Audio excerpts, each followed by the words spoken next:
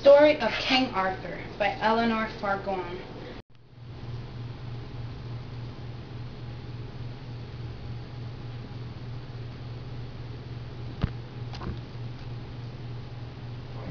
When King Uther Pendragon came to die, England was left once more without a ruler. All the lords of the land wondered among themselves who would be the next king. Now there was living at that time a wise enchanter called Merlin. He could see into the future as well as into the past, and he had been the friend of Uther Pendragon and knew his wishes.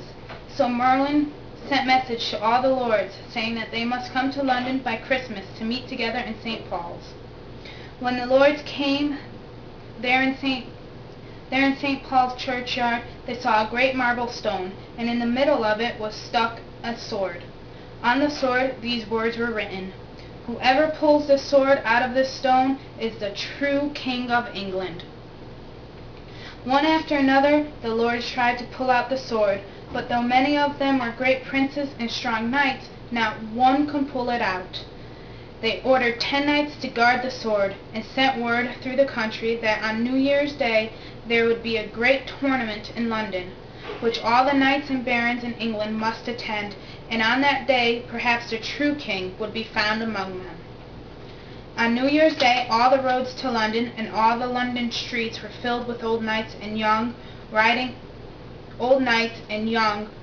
to the tournament in their shining armor, and with them rode their ladies in their fine dresses, and their prancing horses had embroidered cloths of scarlet and blue and gold on their backs. Among the knights rode Sir Ector and his son Sir Kay. With them was Arthur, Sir Kay's young brother, a beautiful boy who was not yet old enough to be a knight. Now on the way Sir Kay turned to Arthur and said, "Brother, what a fool I am! I have left my sword at home and cannot fight in the tourney." "I'll ride back and fetch it," said Arthur readily, and turned his horse's head and galloped up the street. But when he got to Sir Ector's house it was locked, for all the people had gone to watch the tournament. So Arthur could not get in to fetch Kay's sword. When he had knocked in vain on the door, he grew impatient, and said to himself, "I'll ride to St. Paul's churchyard and take the sword out of the stone. Kay must not be without a sword this day." So off he rode again, and the churchyard was as empty as Sir Ector's house, for the 10 knights had gone to the tournament. With a quick, light tug, Arthur pulled out the sword and rode away with it to his brother. As soon as Kay set eyes on it, he knew what sword it was. He showed it to his father, saying, "Sir, here is the sword of the stone. So I must be king of the land." Sir Ector was amazed, and when Kay had told all the story he called young Arthur, and the three returned to the churchyard. There Sir Ector put the sword back into the stone and said, "Now let us see, for only the true king of the land can pull it out." So saying, he pulled himself at the sword, but it did not move. Then Kay pulled, until the sword stuck fast. "Now let Arthur try," said Sir Ector. "I will," said Arthur, and pulled it out easily. Then Sir Ector and Sir Kay knelt down before him. "Alas," said Arthur, "my own dear father and brother, why do you kneel to me?" "My lord," said old Sir Ector, "it is time for you to know that I am not your father, and Kay is not your brother, except in love. Your true father was King Uther Pendragon himself. The night you were born, the enchanter Merlin carried you away from the castle and gave you to me to bring up in safety." Then Arthur was sad at heart, for he had always thought of good Sir Ector as his father, and he could not all at once feel glad of his real father, though it was King Uther Pendragon himself. Nevertheless, it was the truth, and Arthur knew he must now be king in his turn. On 12th day the knights and the barons came to the churchyard, and none of them could move the sword in the stone. But Arthur pulled it out before them all.